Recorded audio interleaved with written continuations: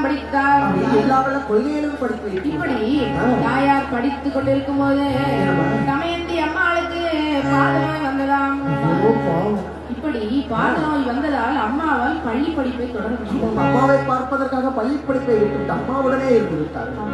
இப்படி அம்மா வீட்டில் இருக்கும்போது வீட்டு வேலைகள் எல்லாம் செய்வார்களாம். எப்படி தெரியுமா? காலையும் மாலையும்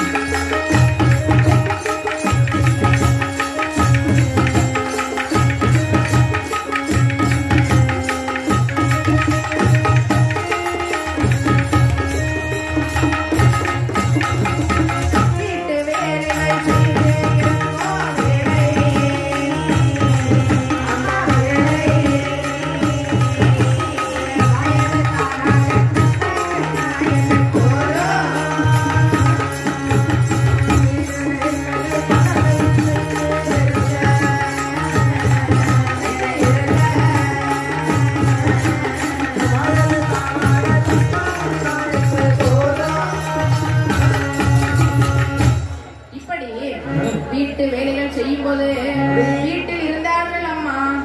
காலையும் மாலையும் வீட்டில் இருந்து கண்ணனையை நினைத்து தியானமாக செய்யும். பக்திமயமாக வாழ்ந்து வருகின்றார். அது மட்டுமா, 4வது வயதிலே பல பாடல்களை எழுதி பகவானின் படத்தின் முன் பாடி பரவசம். 4வது வயதிலே பல பாடல்களை எழுதினார். வீட்டு வேலைகள் செய்யும் பொழுது தனது வாய் தன்னால் கிருஷ்ணா கிருஷ்ணா என்று கூறுவான். இப்படி வீட்டு வேலைகள் எல்லாம் செய்யும் பொழுது அம்மா வீட்டில் பசு மாடுகள் வளர்த்தாங்க. இந்த பசு மாட்டுகளுக்காக பறையக்கடவு கிராமத்தில் 50 வீடுகள் மட்டுமே இருந்தது. எல்லா வீடுகளுக்கும் சென்று அம்மா மாட்டுக்காக கழநீர் எடுத்து வருவாங்க.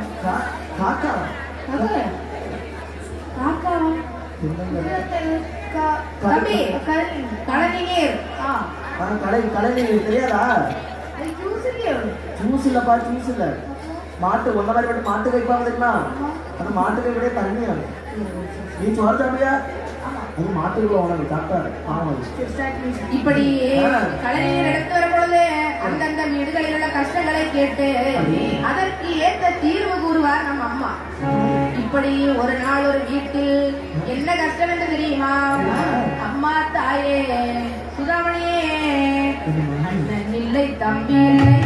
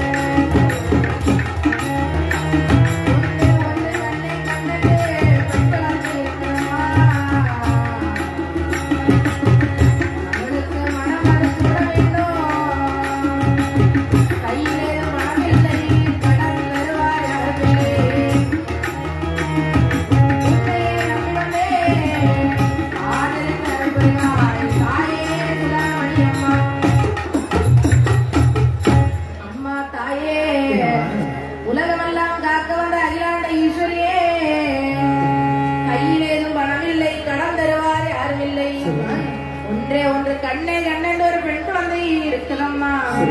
மாலை மனம் சூட வேண்டும் என்றால் கையில் பணம் இருக்க வேண்டும். ஆனால் என்னிடத்தில் பணம் இல்லை, கடன் தருவார் யாரும் இல்லை அம்மா.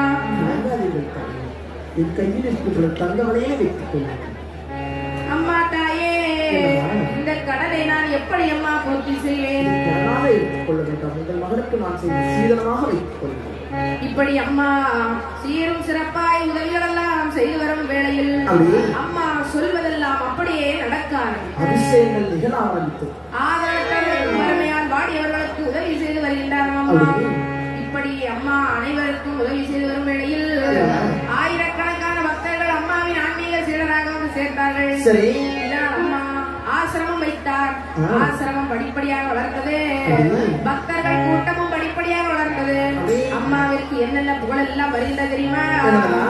ஆலே லங்குமே ஆலே லங்குமே ஆலே லங்குமே ஆலே ஆலே லங்குமே ஆலே